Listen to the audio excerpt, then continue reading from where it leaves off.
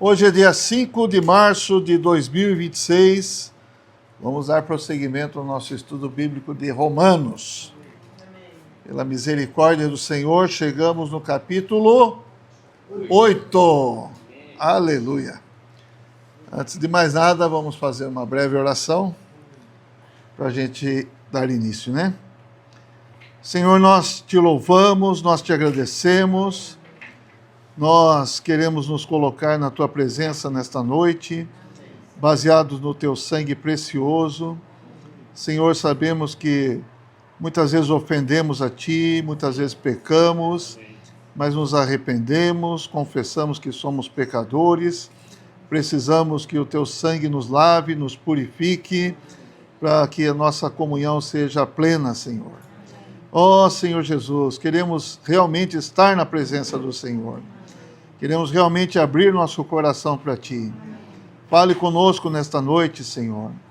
Fala para nós o que está neste livro de Romanos. Coloca em nosso coração. Nós precisamos de Ti, nós dependemos de Ti. Abençoa-nos nesta reunião. Senhor, também abençoe todos os que acessarem pelo canal do YouTube e que não podem estar aqui neste momento conosco, mas que o Senhor alcance também a todos com a Tua palavra. Aleluia. Amém. Na reunião anterior, nós abordamos o capítulo 7. Usamos 2 reuniões para falar desse capítulo. E nós vimos que Paulo falou da sua experiência antes da sua conversão. Ele, mesmo antes da sua conversão, ele queria agradar o Senhor. Ele era um judeu e queria cumprir a lei de Deus. Esse desejo no interior de Paulo, no entanto, tinha um problema, que o pecado habitava na carne de Paulo, assim como o pecado habita na carne de todos os homens. O pecado habita nos membros, o pecado não habita em nosso espírito, mas habita na nossa carne. Então, o pecado, como nós já vimos, é como se fosse uma pessoa que seduz, que manipula, que habita, que nos conduz à morte, né? Então, o pecado, aqui em Romanos 7, como nós já vimos, ele é personificado. No coração de Paulo, na mente de Paulo, ele queria agradar a Deus, mas a lei do pecado e da morte estava nos seus membros, então ele fala que muito do que ele queria fazer, ele não conseguia. E o que ele não queria fazer, ele acabava fazendo. E o exemplo que ele deu com respeito a querer cumprir a lei, ele falou da lei que diz, não cobiçarás. E ele, então, caiu nessa situação de cobiçar. Bom, chegou no final do capítulo 7, versículo 22, eu vou ler para a gente retomar aqui o pensamento. Ele diz o seguinte: porque no tocante ao homem interior tenho prazer na lei de Deus, mas vejo nos meus membros outra lei que, guerreando contra a lei da minha mente. Então, nós colocamos, né? Tem a lei da minha mente e tem a lei do pecado e da morte nos membros, e a outra lei nós vamos falar com mais pormenores hoje, tá? Contra a lei da minha mente me faz prisioneiro da lei do pecado que está nos meus membros. E aí ele declara, no versículo 24, uma declaração forte, uma declaração até, podemos falar, desesperadora, né? Desventurado o homem que sou, infeliz, miserável homem que sou, quem me livrará do corpo desta morte? É como se fosse um grito de socorro. Quem é que pode me livrar do corpo dessa morte?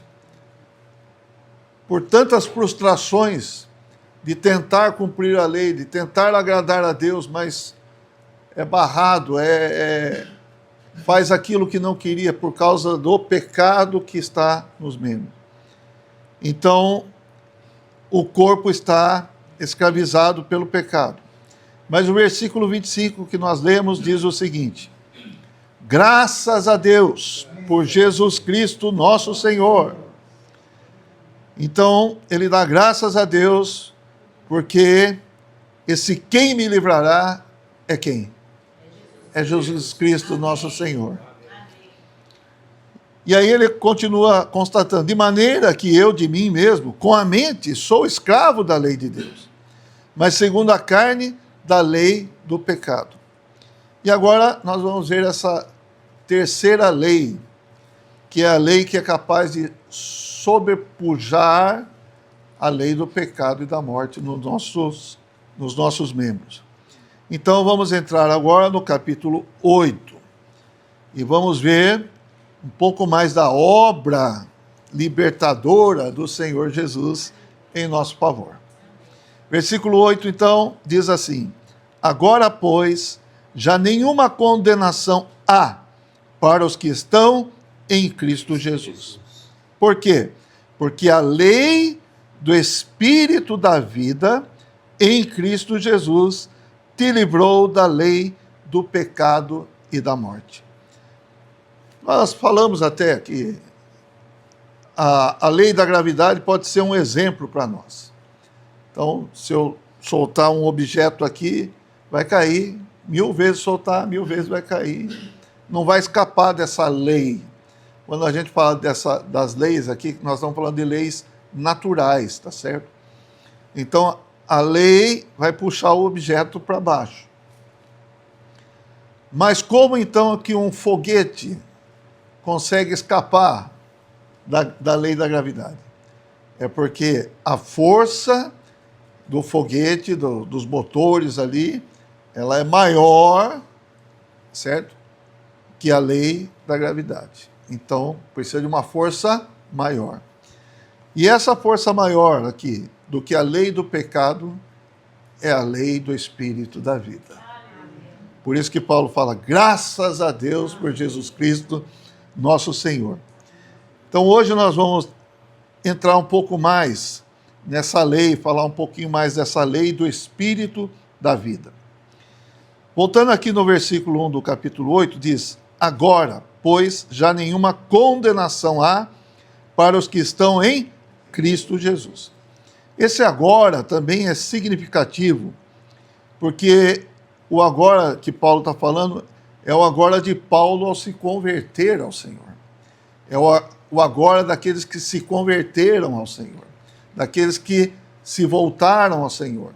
A experiência do capítulo 7, lembra, eu falei, ali não é nem citado Espírito, nem humano, nem Espírito Santo de Deus, não é citado.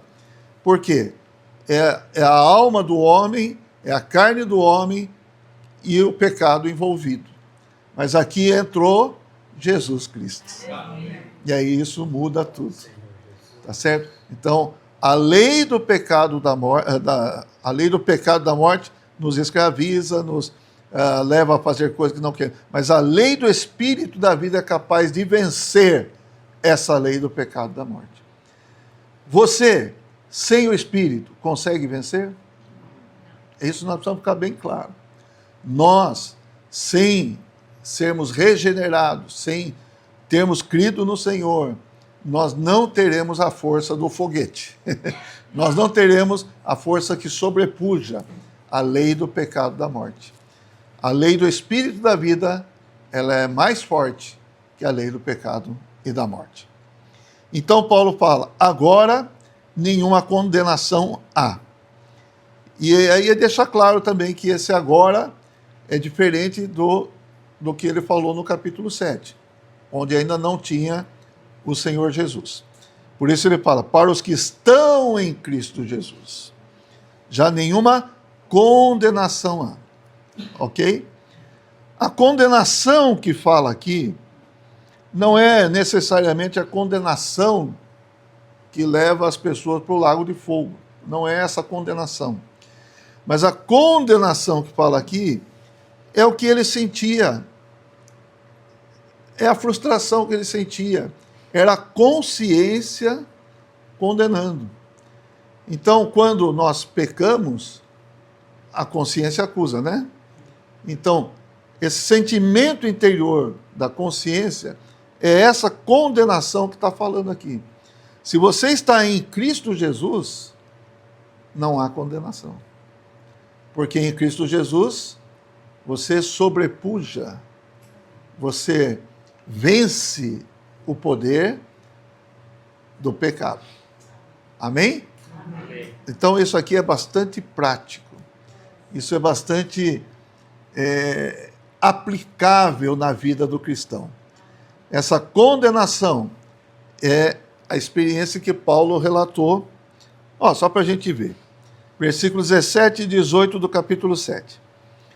Neste caso, quem faz isto já não sou eu, mas o pecado que habita em mim. Porque eu sei que em mim, isto é, na minha carne, não habita bem nenhum, pois o querer o bem está em mim, não porém o efetuá-lo. Então tem uma condenação aqui, não tem? Ele queria fazer o bem, mas consegue? Não. Versículos 20 a 24. Mas se eu faço o que não quero, já não sou eu quem... Olha o termo que usa aqui. Não sou eu quem o faz, e sim o pecado que habita em mim. Então, ao querer fazer o bem, encontro a lei de que o mal reside em mim, porque no tocante ao homem interior, tenho prazer na lei de Deus. Mas vejo nos meus membros outra lei que, guerreando contra a lei da minha mente, me faz prisioneiro da lei do pecado que está nos meus membros. Ok?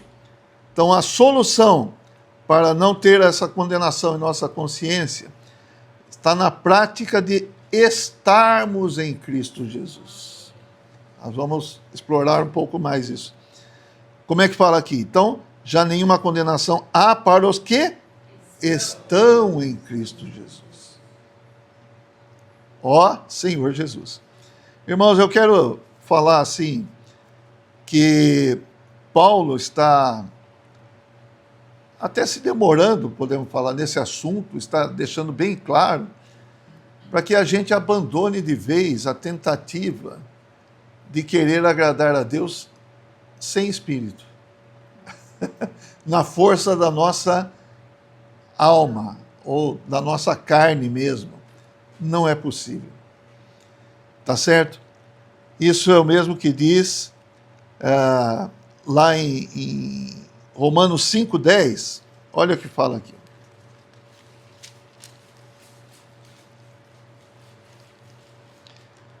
Porque se nós, quando inimigos, fomos reconciliados com Deus, mediante a morte do seu Filho, muito mais, estando já reconciliados, seremos salvos pela sua vida.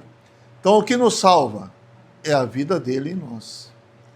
É a experiência da vida do Senhor em nosso espírito, nos dirigindo, trabalhando em nós, operando em nós, tendo caminho em nós. Certo? Então, é muito importante a nossa relação com Deus, nossa comunhão com Deus, estar em Cristo Jesus. É estar no Espírito. Amém? Então, agora que nós fomos regenerados, agora que nós recebemos a vida de Deus em nós, temos a lei do Espírito da vida. Amém? Então, vamos lá. Versículo 2. Romanos 8:2. Porque, a explicação, porque a lei do Espírito da vida em Cristo Jesus te livrou da lei do pecado e da morte. Tudo isso para a gente ficar bem claro. O que nos livra da lei do pecado e da morte? Ela está aqui. Certo? Ela continua aqui. Mas o que nos livra?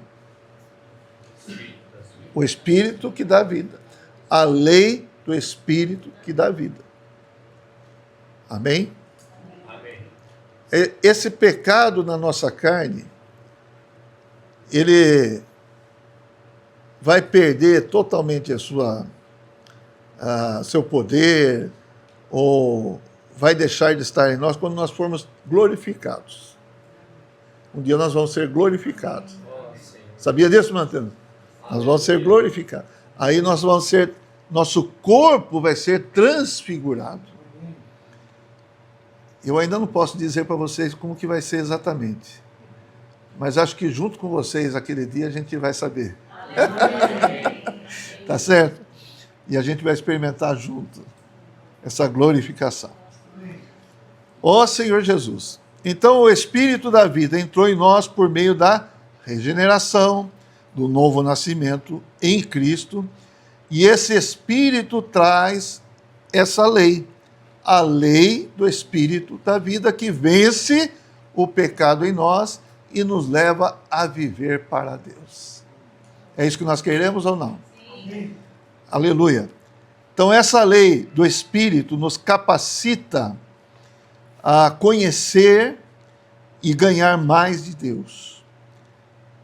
Nós recebemos o Espírito, nós agora conhecemos mais a Deus, passamos a conhecer mais o Senhor. Isso é algo progressivo, isso é algo constante que nós devemos investir. E nós passamos também a ganhar mais das riquezas de Deus para nós. Amém? Essa lei trabalha em nosso interior para nos libertar constantemente do operar da lei do Espírito, da lei do pecado e da morte. Deu para entender que essa lei está aqui ainda? Sim. Deu para entender, né? Mas ela agora pode ser vencida. Se você não tem a regeneração, se você não recebeu Cristo no seu espírito, aí não tem como vencer. Você pode até tentar agradar a Deus, e muitos tentam mesmo, mas sem Deus não funciona.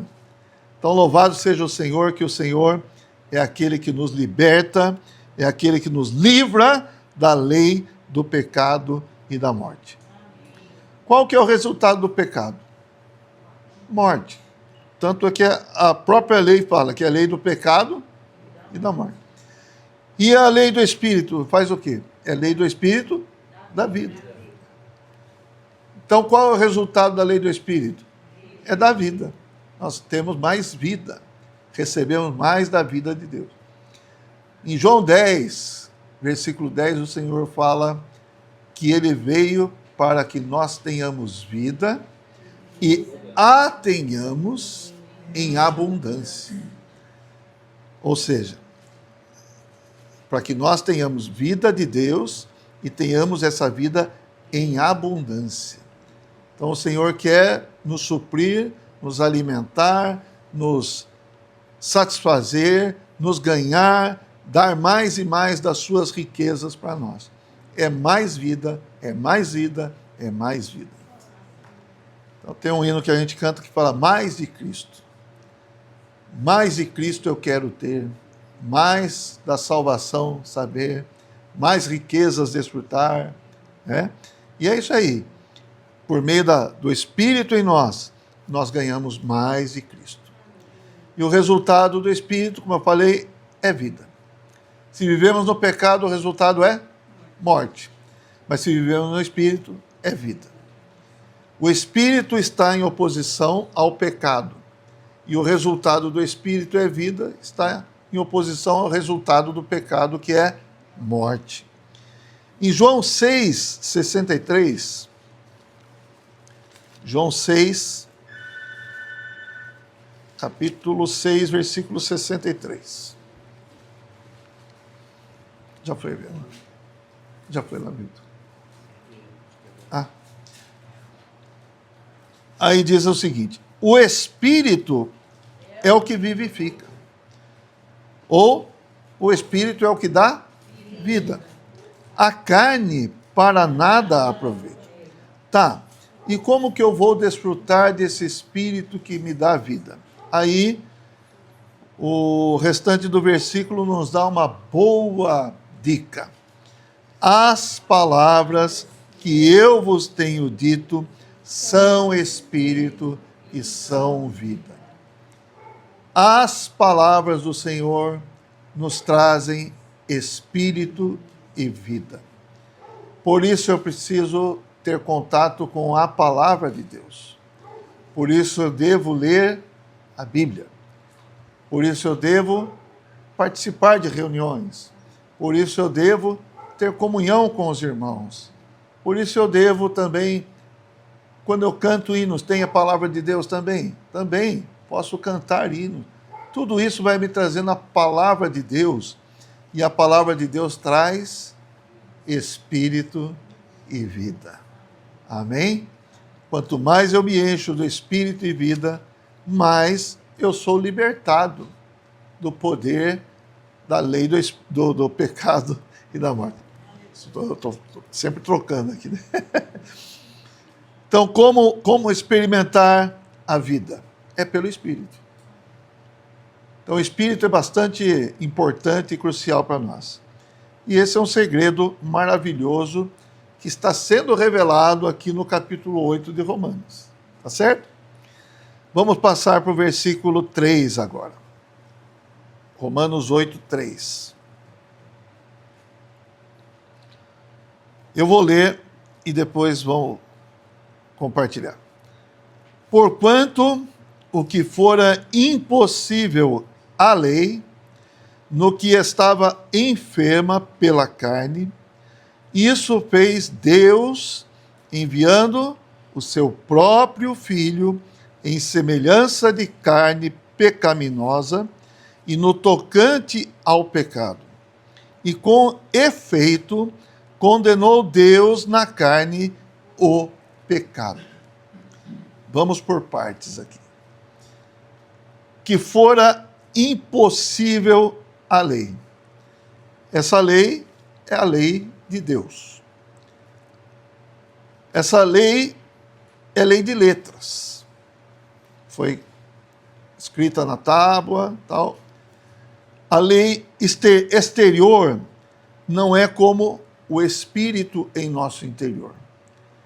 O Espírito entra no homem e o Espírito capacita o homem a viver para Deus. A lei, ela exige do homem, mas ela não tem força para suprir o homem. Ela só exige, não supre o homem para cumprir a lei. Lembra que nós lemos um versículo aqui, ó? Deixa eu ver aqui.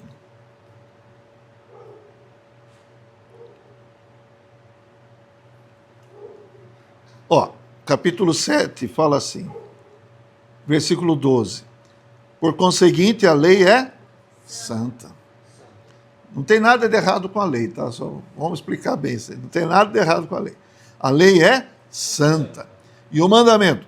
Santo e justo e bom. Tá?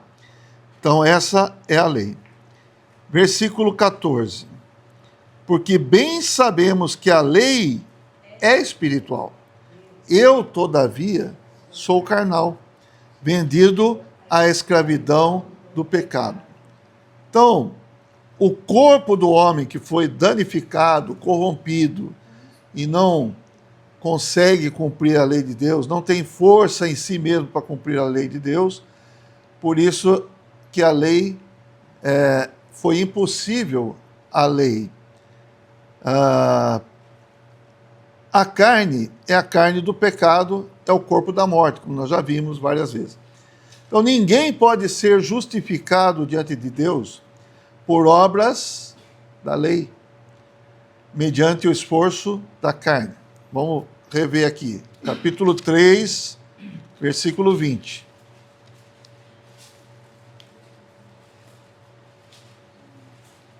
Romanos mesmo. Quando eu falar só o capítulo e o versículo é porque é Romanos, tá? Se por outro livro, daí eu falo o livro. Vamos lá. Visto que ninguém será justificado diante dele por obras da lei, em razão de que pela lei vem o pleno conhecimento do pecado.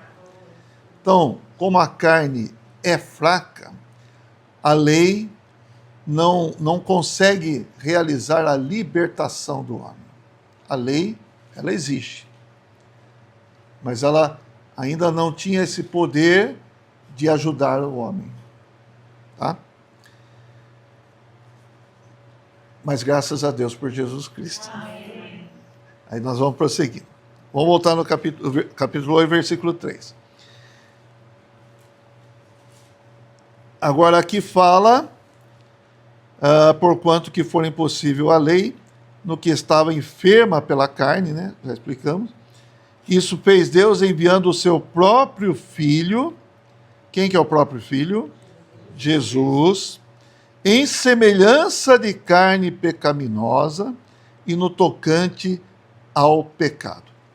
Aqui nós precisamos ficar bem claros. O Filho de Deus se fez carne, como nós, certo? Então nós vamos ler vários versículos agora que mostram quem é o Filho de Deus e o que aconteceu. Ele se encarnou, ele tomou a carne do homem, ele se revestiu da carne do homem. Senhor Jesus. João capítulo 1.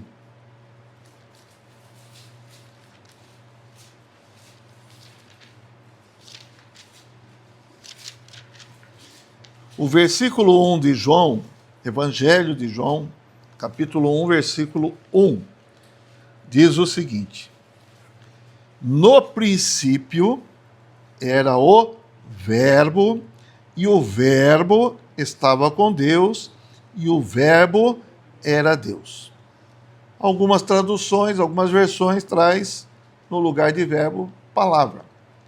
Então a palavra e o verbo é a mesma coisa. No princípio, podemos ler assim, era a palavra. E a palavra estava com Deus, e a palavra era Deus. Ao ler o texto e o contexto, a gente fica bem claro de que essa palavra a quem se refere aqui é Jesus. É o Filho. É o segundo da Trindade, Pai, Filho e Espírito. E o que aconteceu com a palavra? O que aconteceu com o verbo há 2000 anos atrás? O que aconteceu? Versículo 14. E o verbo, e a palavra, se fez carne e habitou entre nós, cheio de graça e de verdade, e vimos a sua glória, glória como do unigênito do Pai. Então veja, no versículo 1 nós ficamos bem claros que a palavra ou o verbo estava com Deus e era o próprio Deus. Jesus é Deus. Amém. O Filho é Deus, certo? E no 14 fala bem claramente que o verbo, que o Filho, se fez carne, tornou-se carne, como nós, e habitou entre nós. Deus, há 2000 anos atrás, viveu aqui nessa terra como um homem. Um homem comum. Tanto é assim, eu gosto de falar isso aí, que quando vieram prender Jesus, ele não tinha nada de especial, não tinha uma aura, não tinha um brilho e tal, certo? Que o próprio Judas teve que beijar ele para mostrar quem que era. Deu para entender como ele era um homem que se misturava com os outros homens? Então, Judas chegou lá com a turba, com a milícia, e o sinal era esse, que aquele que eu beijar é ele. Quer dizer, que se ele não beijasse, quem que é Jesus aqui? É você, Jesus? É você? É você? Não, você é mulher. É você? Entendeu? Então, isso mostra que o Senhor se fez carne, se fez um homem como nós. Tem algumas coisas especiais nesse homem? Tem. Mas, aparentemente, não tinha nada diferente. Vamos ler mais alguns versículos. Hebreus capítulo 2, versículo 14.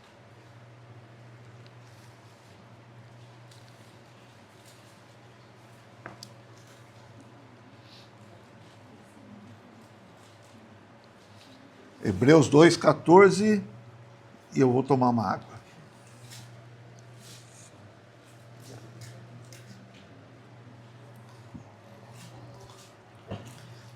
Vamos lá. Visto, pois, que os filhos têm participação comum de carne e sangue, destes também ele igualmente participou, para que por sua morte destruísse aquele que tem o poder da morte, a saber, o diabo. O Senhor participou de carne e sangue, que ele até agora podia morrer. Morre o imortal.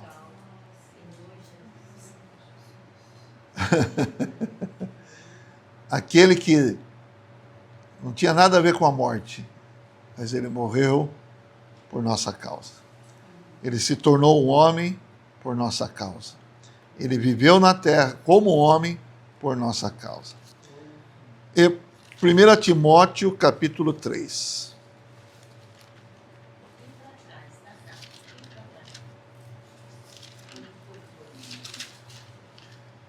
Primeira Timóteo 3:16. Esse versículo fala a respeito de Jesus.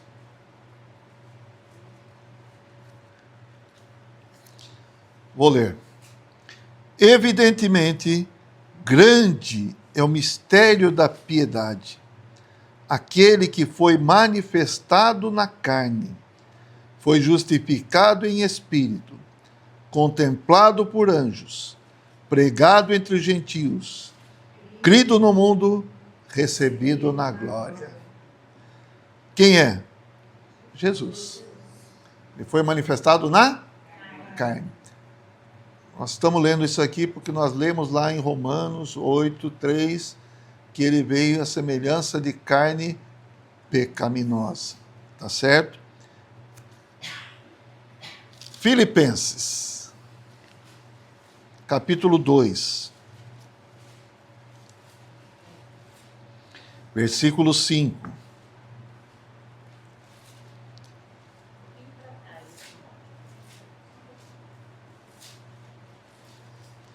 Filipenses 2, 5.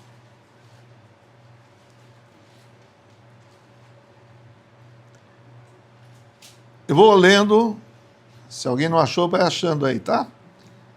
Versículo 5 fala assim: tende em vós o mesmo sentimento que houve também em Cristo Jesus. Pois ele, subsistindo em forma de Deus, nunca se esqueçam que ele tem a deidade. Ele é Deus. Ele se revestiu da humanidade, mas ele continua sendo Deus. Então ele subsistia em forma de Deus. Não julgou como usurpação o ser igual a Deus. Versículo 7. Antes, a si mesmo se esvaziou, assumindo a forma de servo, tornando-se em semelhança de homens e reconhecido em figura humana. A si mesmo se humilhou, tornando-se obediente até a morte e morte de cruz. Então, uma coisa que nós devemos atentar agora. Então, Jesus é homem? Sim. É Deus? Sim. É Deus que se encarnou. Ok? Tá. E embora Jesus tenha se encarnado, ele tem a divindade e a humanidade ao mesmo tempo, mas ele não tinha o pecado em si. Ok? Todos nós nos tornamos pecadores? Sim. Não, já nascemos pecadores. Certo? Todos nós, mas o Senhor não. A concepção do Senhor foi do Espírito Santo, por meio de Maria, mas o pecado que nós herdamos de Adão, ele não tinha o pecado em si. Certo? Por isso, semelhança da carne pecaminosa. Vamos lá. 2 Coríntios, capítulo 5, versículo 21. Isso também são coisas que nós precisamos ficar bem claros. Ele veio em carne? Sim. Ele tinha pecado? Não. 2 Coríntios 5, 21.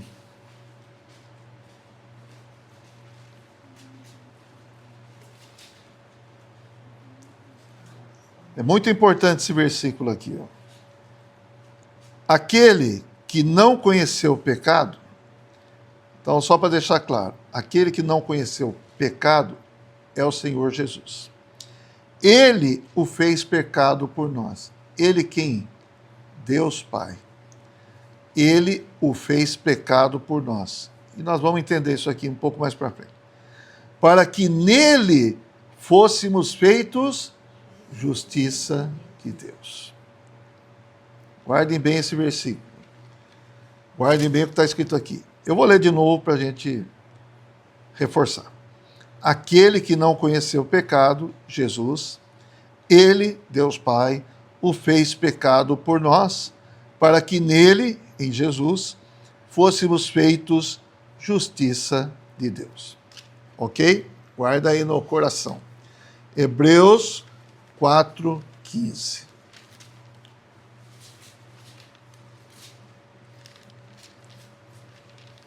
Você sabe de onde vem a palavra decorar? Não de decorar de ornamento. Decorar alguma coisa, lembrar. Vem de decor. Decor é decoração. Então, quando você tem alguma coisa que você guarda no coração, você vai lembrar. Amém. Por isso que fala decorar. Então, decor. Eu sei decor. Isso eu sei decor, porque está guardado no meu coração. Então, nós precisamos guardar a palavra de Deus no nosso coração. Saber decor. É claro, quando você passa mal, também você vai no encor. Espero que ninguém vá. Vamos lá. Hebreus 4:15. Porque não temos sumo sacerdote que não possa compadecer-se das nossas fraquezas. Antes, olha aqui, foi ele tentado em todas as coisas.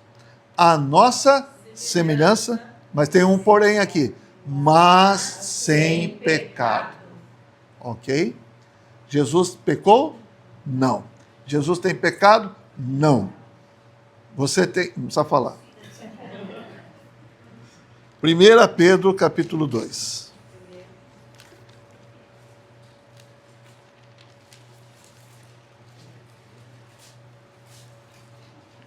Primeira Pedro capítulo 2, versículos 21 e 22. Porquanto, para isto mesmo fostes chamados, pois que também Cristo sofreu em vosso lugar, deixando-vos exemplo para seguirdes os seus passos, o qual não cometeu pecado, nem dolo algum se achou em sua boca. Amém? Então vamos reforçar. Jesus veio como homem, sim. Viveu como homem, semelhança de carne do homem, sim. Mas sem? Cometeu algum pecado? Pecadinho? Nada, zero. Zero de pecado. É o único homem que zerou o pecado. Certo? Bom, tem outros versículos também que podem nos ajudar. Mas agora nós vamos ver um exemplo para... A Bíblia é maravilhosa porque ela deixa quadros para nós, deixa figuras para nós. Então, o próprio Senhor Jesus usou essa figura, que está lá no Antigo Testamento, que é Números, capítulo 21. Números é o 4º livro da Bíblia. Gênesis, Êxodo, Levítico, Números.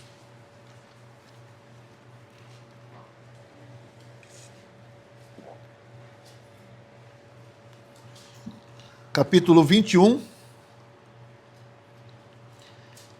Eu acho que eu vou ter que ler o contexto todo aqui. Eu vou começar no versículo 4, tá bom? Então partiram do Monte Or pelo caminho do Mar Vermelho, a rodear a terra de Edom, porém o povo se tornou impaciente no caminho. E o povo falou contra Deus e contra Moisés, Por que nos fizeste subir do Egito para que morramos neste deserto, onde não há pão nem água? E a nossa alma tem fastio deste pão vil. Estava falando do maná, que Deus supria para eles todos os dias. Então o Senhor mandou entre o povo serpentes abrasadoras, que mordiam o povo, e morreram muitos do povo de Israel. Então essas serpentes mordiam e tinham veneno lá que matava aqueles que eram mordidos. Veio o povo a Moisés e disse: havemos pecado, porque temos falado contra o Senhor e contra ti. Ora ao Senhor, que tire de nós as serpentes. Então Moisés orou pelo povo. Vamos prestar atenção numa coisa aqui que eu também acho que é importante. O povo pediu o quê?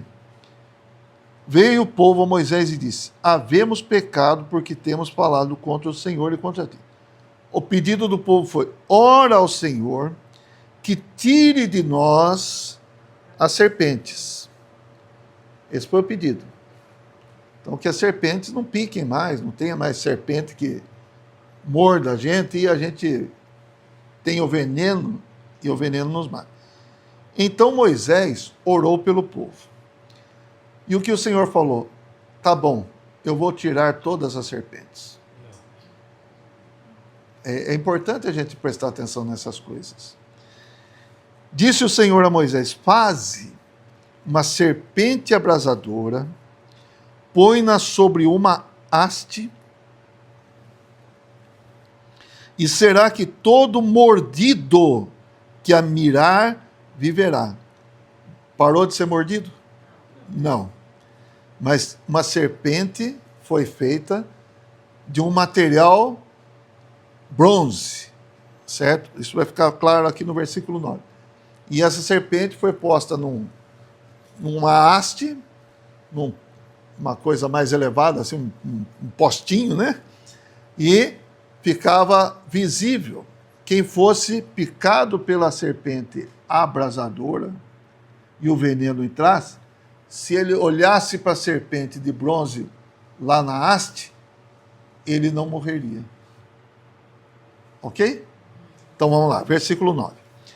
Fez Moisés uma serpente de bronze e a pôs sobre uma haste. Então aqui está claro que a serpente é de bronze.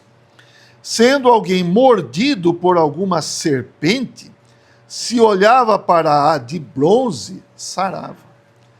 Então a serpente que estava na haste era igual à serpente que mordia? Não. Mas era serpente? Mas tinha veneno lá? Não. Ali tinha cura, na verdade. Olhar para ela tinha cura. Então entendemos o contexto aqui? Essa é a história no Antigo Testamento. E o Senhor usa essa história aqui lá no Novo Testamento, em João capítulo 3.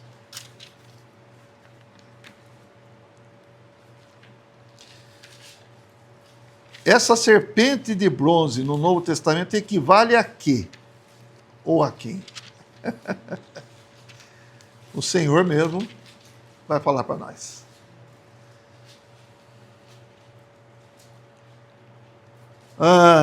Eu vou ler a partir do versículo 13, que diz o seguinte: ora, ninguém subiu ao céu, senão aquele que de lá desceu, a saber, o Filho do Homem que está no céu. Versículo 14, olha, vamos prestar atenção.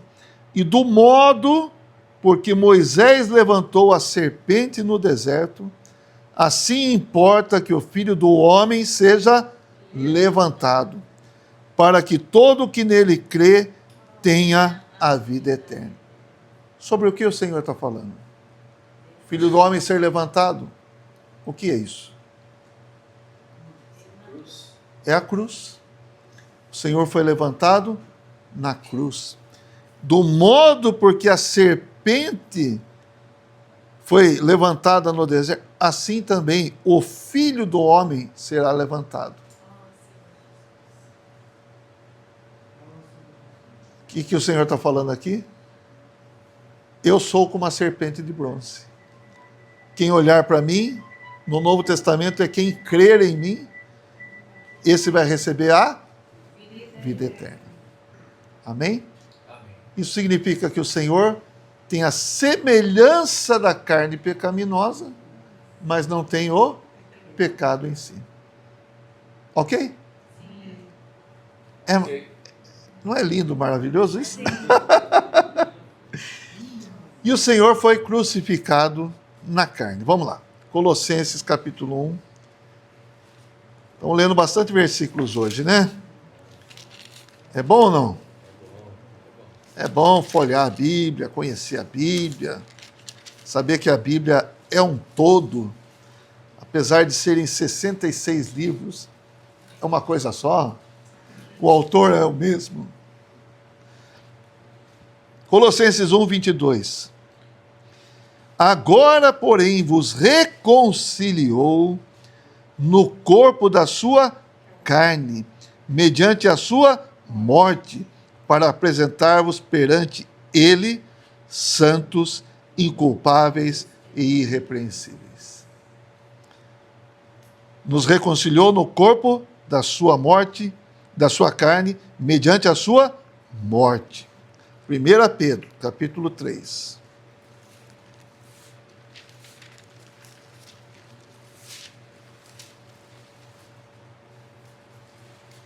Versículo 18. Ó Senhor Jesus. Eu vou ler. Pois também Cristo morreu uma única vez. Ele morreu pelo quê? Pelos pecados. O justo pelos injustos, para conduzir-vos a Deus. Morto, sim, na carne, mas vivificado em espírito, no espírito. Aleluia. Ó Senhor Jesus. Não dá para falar tudo que o Senhor fez na cruz, tudo que representa a cruz.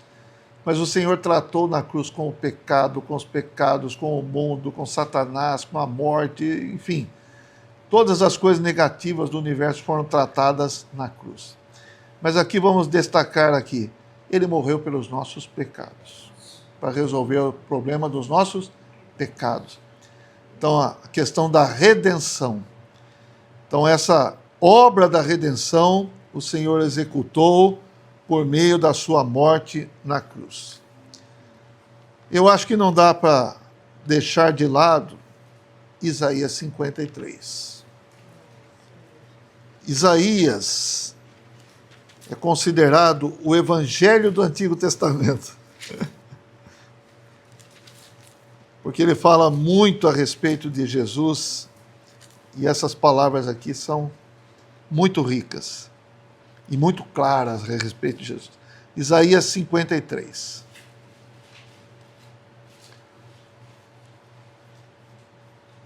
Isaías é depois de Salmos, depois de Provérbios, depois de Eclesiastes, Cântico dos Cânticos, aí vem Isaías, tá? Vamos lá, então. Capítulo 53, o versículo 5. Não preciso nem falar aqui de quem está falando, né? Isso aqui foi escrito há uns 700 anos antes da vinda de Cristo. E aqui está falando claramente de Cristo se entregando por nós. Ok? Achou? Vamos lá, então. Versículo 5. Mas ele foi traspassado pelas nossas transgressões. Não as dele, né? Ele teve transgressões? Não. E moído pelas nossas, também outra vez, não as dele, mas as nossas. O justo pelos injustos. O castigo que nos traz a paz estava sobre ele, e pelas suas pisaduras fomos sarados. Eu gostaria que você chegasse em casa e lesse esse capítulo 53 por inteiro. Não vai dar para a gente ler por inteiro, mas depois, quando você chegar lá em casa, você lê. Eu vou ler do versículo 10 ao 12 agora. Todavia, ao Senhor agradou moê-lo, fazendo-o enfermar, quando der ele a sua alma como oferta pelo pecado. Lembra que nós lemos aquele versículo? Aquele que não tem pecado, ele o fez pecado por nós. Então aqui nós vamos ver que é isso mesmo. Nós vamos confirmar essa palavra. Vou ler de novo aqui. Todavia ao Senhor agradou moê-lo, fazendo-o enfermar, quando der ele a sua alma como oferta pelo pecado.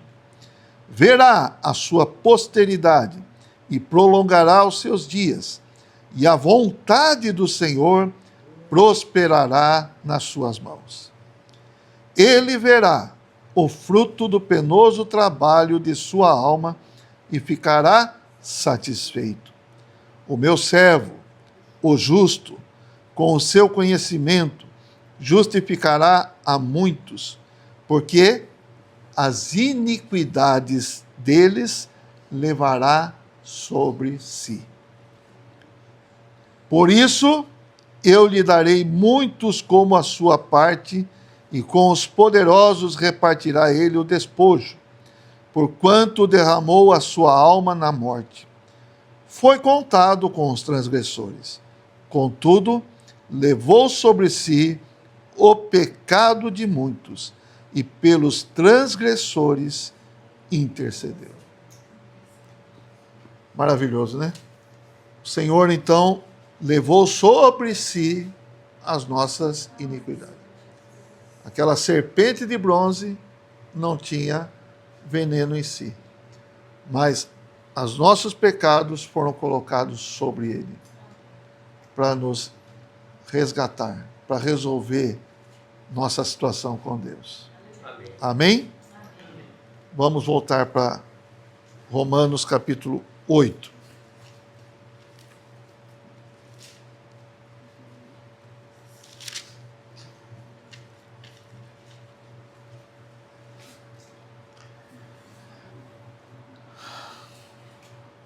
Então, vou ler o 3 novamente, porque agora acho que a gente está bem mais claro para entender esse versículo 3, né? Porquanto o que fora impossível à lei, no que estava enferma pela carne, isso fez Deus enviando o seu próprio Filho, em semelhança de carne pecaminosa, e no tocante ao pecado, e com efeito, condenou Deus na carne o pecado. Versículo 4. A fim de que o preceito da lei se cumprisse em nós, que não andamos segundo a carne, mas segundo o Espírito. O preceito da lei, as regras da lei podem se cumprir em nós, mas nós não andamos segundo a carne, mas andamos segundo o Espírito.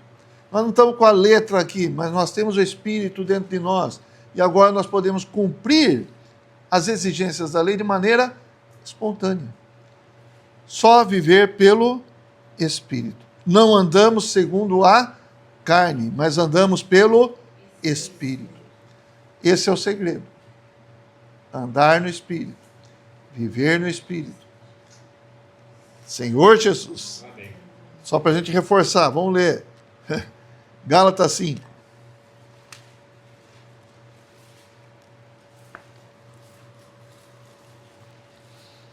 Versículo 16.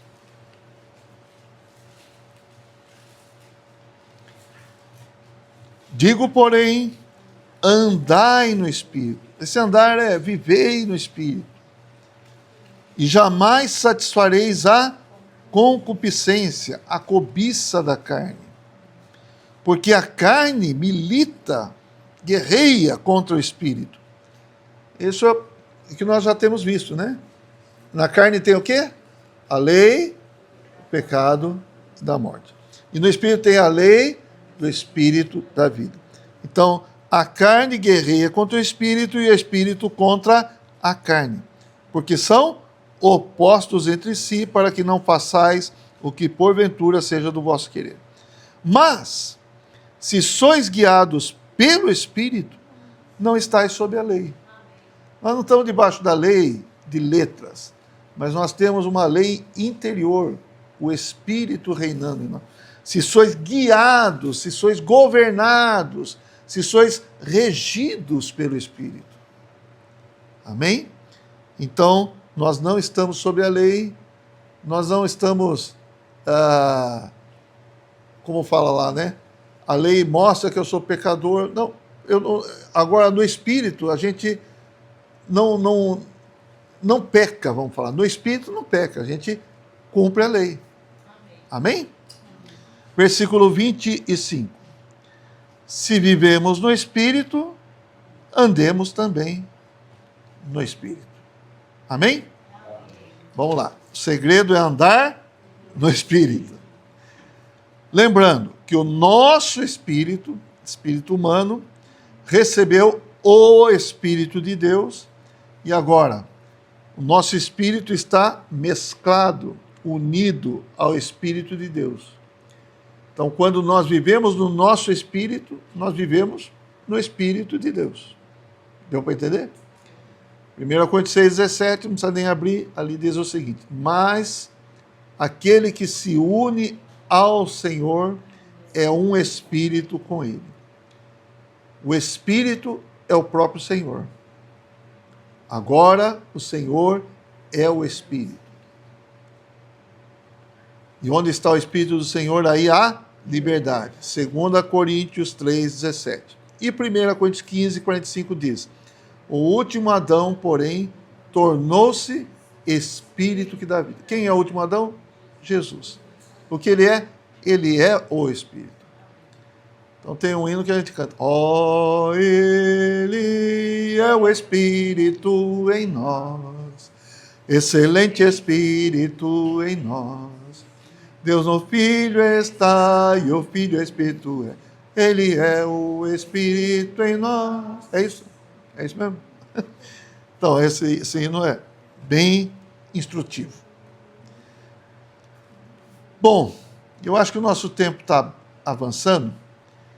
Eu tinha marcado aqui para falar o versículo 5 e 6, mas acho que eu vou deixar para a próxima reunião.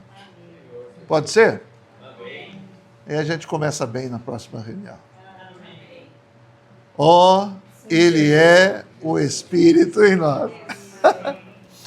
Ele é o Espírito em nós.